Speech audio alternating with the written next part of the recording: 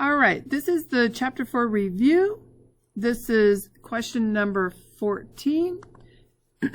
And the question is saying, Eric stepped onto an escalator moving at a constant rate.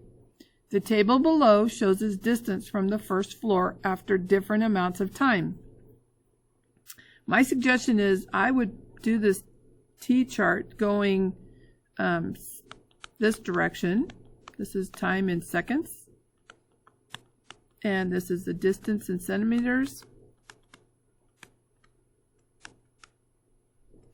Okay, and I want to go back when time is 0 so I can write the equation. It looks like the x values are increasing by 3, so I'm going to include in here 0 and 3 so that I can go backwards.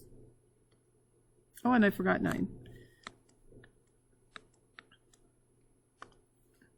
6, 9, 12, and 15 are the numbers that they gave us. For 15, it's 800. For 12, it's 890. For 9, it's 980. For 6, it's 1070.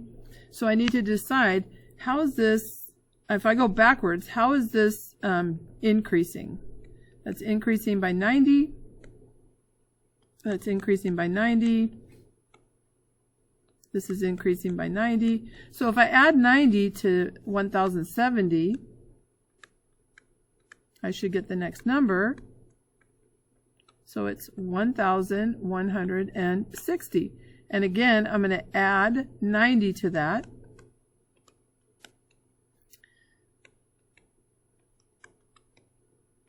So, excuse me, at 0 times 0, when they started, it's 1250.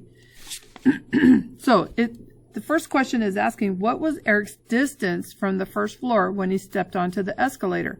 At time 0, that's this number right here. It is 1,250 centimeters.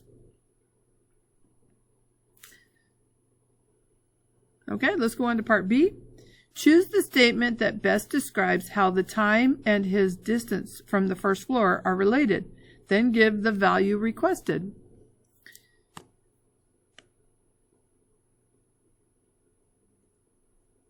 Okay, so how are these numbers on the side changing? Are they increasing or are they decreasing? Looks like they are decreasing by 90 each increment here. And the x's are changing by, increasing by 3.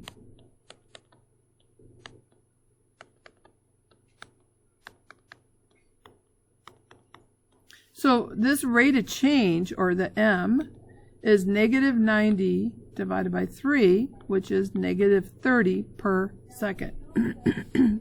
So as time increases, his distance from the first floor decreases.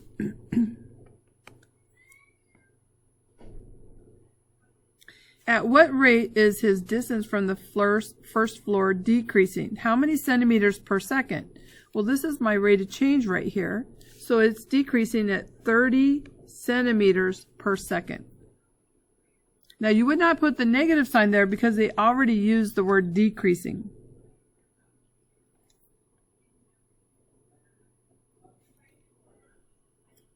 Okay, so let's do number 15. This will finish us off. For each function, state whether it is linear or nonlinear. Okay, so let's do function 1.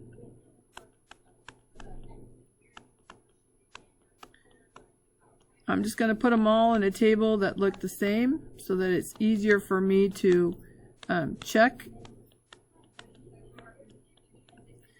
Okay, so this table is increasing by 3 on the y side. On the x side, it's increasing by 1.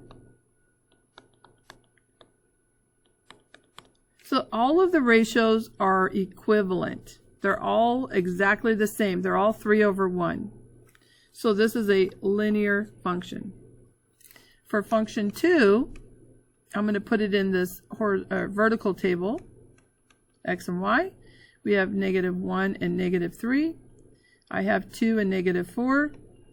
I have 5 and -5. I have 8 and -6. And I'm checking again to see the change. This is decreasing by 1 each time. And on the other side, this is increasing by 3. And this is increasing by 3. And this is increasing by 3. So it looks like our rate of change is exactly the same all the way through.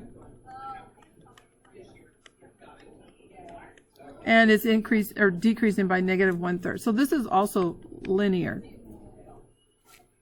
So for function 3, this looks like it is decreasing by 5.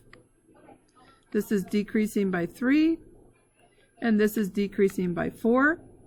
And on the other side, that is increasing by 4. So because the ratios are not the same,